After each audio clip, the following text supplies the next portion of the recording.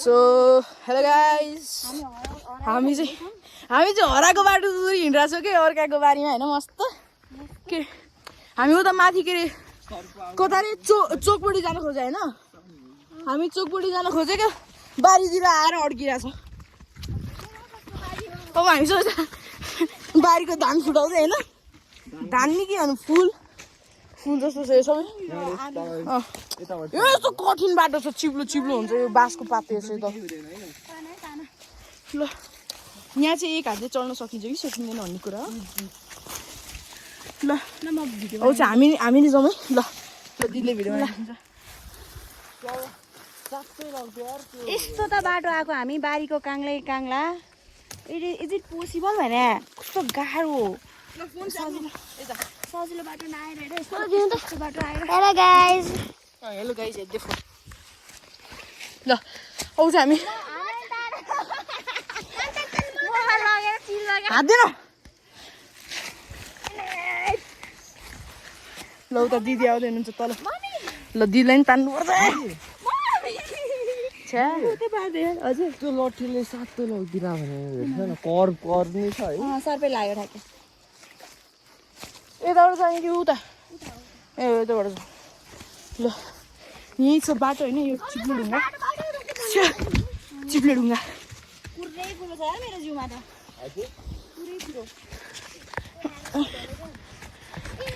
ल हामी चाहिँ यस्तो गाह्रो बाटो हिँड्दा छ होइन यहाँ रुख ढलेको यस्तरी जानुपर्छ पुरै स्टन्ट हान्दै गाउँको बाटो रमाइलो पनि गाह्रो पनि राम्रो पनि हाम्रो पनि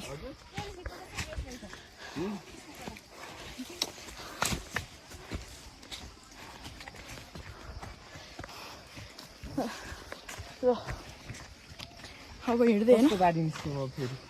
यताबाट बाटो छ त उता माथि चढ्ने यहाँ ओइ दाइ यहाँ बाटो छ हौ चढ्ने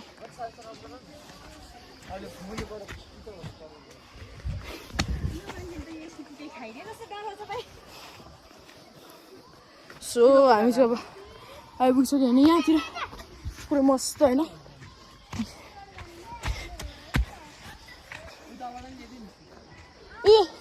यहाँ छ हौ बाटो हे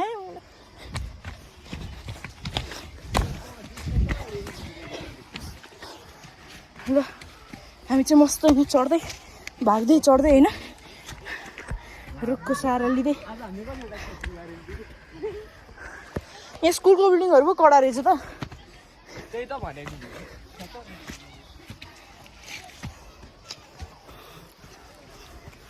मान्छेको हेल्प होइन ट्रीको हेल्प लिनुपर्छ क्या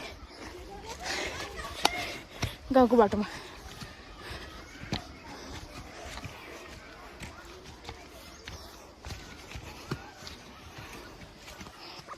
सो हामी चाहिँ चोक जाने अनि पानीपुरी खाने त्यही माथि रहेछ म बनाइदिन्छु भाइले तान है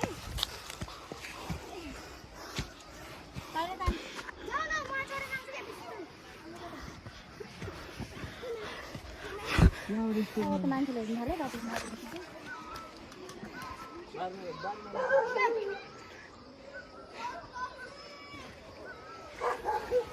रुक्नु हौ भाइलाई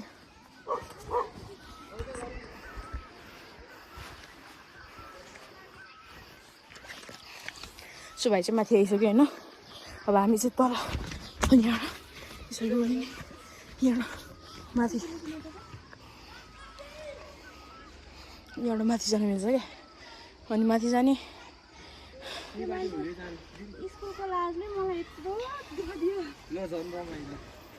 ल अब चाहिँ होइन मस्त जाने हो मजाले यहाँबाट चढौँ न यहाँबाट चढ्ने हे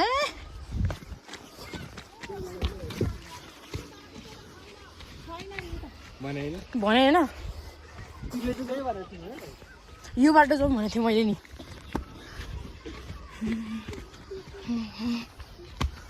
यही घरकै बाटो हिँडौँ न है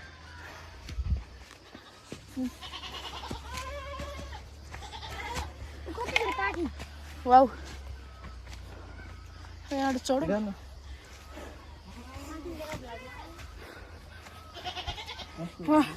यहाँ साथीहरू रहेछ ल आउनु छिटो जाउँ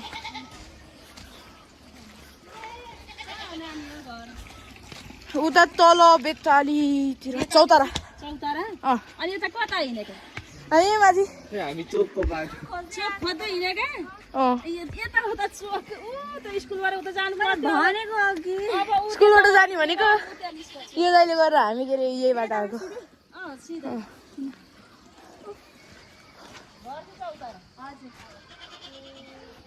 कहाँ निस्किने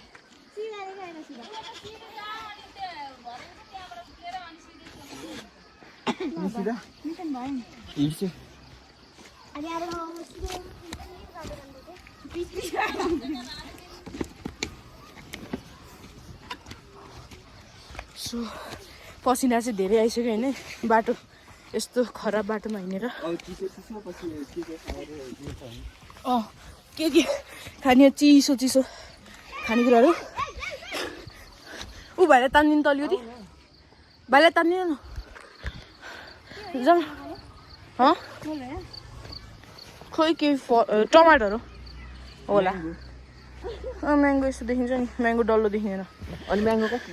म्याङ्गोको तल चुच्चो हुन्छ नि त्यो त पुरै डल्लै छ बल ल ल छैन छैन हो म जस्तै लाज लाग्छ क्या दिदी हजुरलाई इन्ट्रोभर्टहरूको प्रब्लम के छ हजुरको बेस्ट इन्ट्रोभर्ट कि एक्सट्रोभर्ट म मिक्स हो हजुरको बेस्ट होइन मेरो बेस्ट त फुल इन्ट्रोभर्ट हो नि आमा मलाई तपाईँ भन्छ 5-6 वर्ष भइसक्यो सङ्गत अहिले नि स्टिल ल भन न भन्छु ऊ सिस्नो हजुर के भन्नुहुन्छ म त तिमी भाइ सिस्नो छ है यो बाटोमा कहिले काहीँ त पनि जान्छ ऊ यहाँ यो केटीलाई गर्दै बिस्तारै है यहाँ सिस्नो अब कता कस्तो ठाउँमा सिस्नो राख्यो होला है हजुर सिस्नो थोड्न पाल्यो आफै हो ओ यहाँ कस्तो पातलो बाटो हेर्नु यहाँ फोन चिप्ल्यो भने चाहिँ के लिन गाह्रो बिस्तारै है हजुर उही उही यहाँ खम्बाले झन्डै पेटा खोज्दै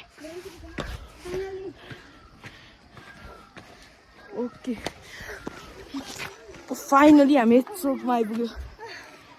आधी घन्टाको सरपछि ए बल्ल ओ यो त कस्तो हाम्रो नलपुर जस्तै रहेछ है भाइ पुरै मस्त मजाको 8 मिनटदेखि हिँडे 8 मिनटमा हामी बिच्चा बाटोतिर पुगेको थियो होला हौ आधी बाटोमा के अरे सुरु गरेको 8 मिनट त भइसक्यो यत्तिकै पसिना निकालेर कता गयो त अनि यो त खराब बाटोमा हिँडेपछिको त अब पसिना त आइहाल्छ नि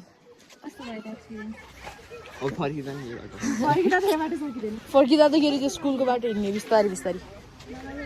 जाम दिदी होटल सोटल गएर टक्क खाएर अब केही खाने अब हामी काहीँतिर पसेर केही खाने बेला बनाउँछ है त दिदी ल बाई सो हामी चाहिँ यहाँ आइपुगिसक्यो होइन यहाँ आइपुगिसकेपछि यहाँ पछाडि पुरै स्कुलको छ होइन यहाँ उता तल चाहिँ सुत्तर कार्की कुल मन्दिर रे क्या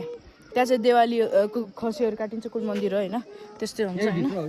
सबै अब हामी चाहिँ यहाँ बजारमा आइपुगिसक्यो होइन बजारमा आइपुगिसक्यो अब हामी के अरे केही खान्छौँ अनि के अरे खाएपछि फेरि फर्केर लाज हुन्छ कि चोक